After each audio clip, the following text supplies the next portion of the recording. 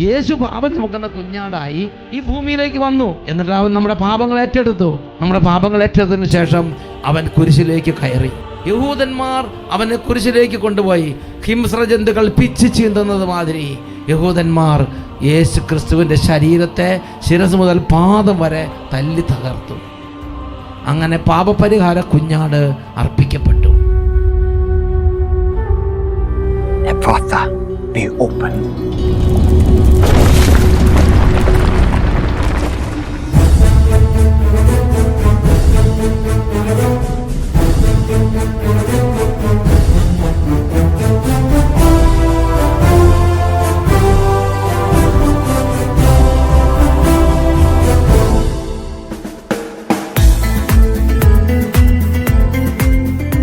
അവിശ്വാസത്തിലെ പേടിയിരിക്കുകയാണോ? ഒന്നും വിശ്വസിക്കാൻ പറ്റുന്നില്ല, പള്ളി പോകാൻ പറ്റുന്നില്ല, കുമ്പസാരിക്കാൻ പറ്റുന്നില്ല, ഒന്നും തോന്നുന്നില്ല, സന്ധ്യാപ്രാർത്ഥനയ്ക്ക് തോന്നുന്നില്ല. യേശുവിനെ വിളിക്കും. യേശു അങ്ങ് എൻ്റെ പാപങ്ങൾക്ക് വേണ്ടി കുരിശിൽ മരിച്ചു, അങ്ങ് എനിക്ക് വേണ്ടി എൻ്റെ പാപപരിഹാര ബലിയായി തീർന്നു. പാപത്തിന്റെ കെട്ടുകൾ പൊട്ടിത്തകരുന്നു, ശാപത്തിന്റെ ബന്ധനങ്ങൾ അഴിഞ്ഞു വീഴുന്നു.